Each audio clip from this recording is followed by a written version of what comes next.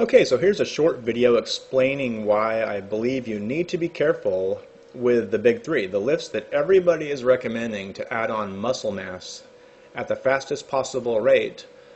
I say you need to be cautious with them, and I'm going to show you some visual examples and some photos of what I mean by that. So let's start with photo number one here. Okay, here's an example of a guy who is extremely muscular. He's a big guy. You can tell that he's probably extremely strong in the gym, impressive at bench pressing, and probably can deadlift a ton and squat a bunch too. Unfortunately, if you look at his lower body, there's a curvy look to it.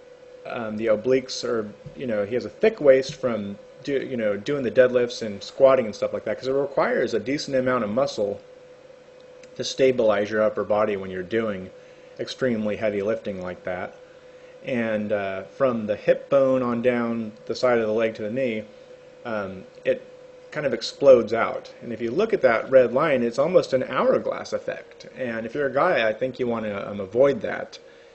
And as you can tell too, the jeans are those really kind of big, baggy, relaxed fit jeans that kind of taper inward and stuff like that. And those are kind of a disaster as well. But if you're a big guy with it does tons of squatting and deadlifting and stuff, that's really your only option, which is kind of a bad deal as well. So here's another example. This guy is a lot more lean than the first guy. He looks like he's in competitive bodybuilding shape.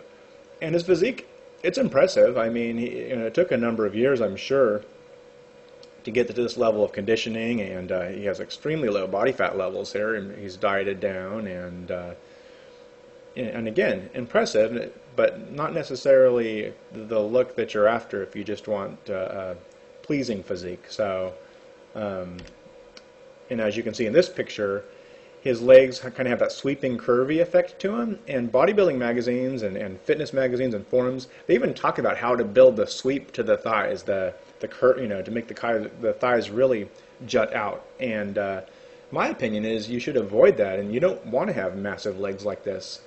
If you were to draw a line from the outside of his quad, right above his knee, straight up, it's almost as wide as his shoulders. And I would recommend to avoid that sort of look. So let me show you a couple pictures of a better, more angular look, and what I mean by not curvy. So here we go. Okay, here's a guy that's slim and muscular and has more of a clean look to it. See, it's more of an angular look. Like if you go from the armpit down to the hip, it's more of a straight line. It doesn't curve in and explode out.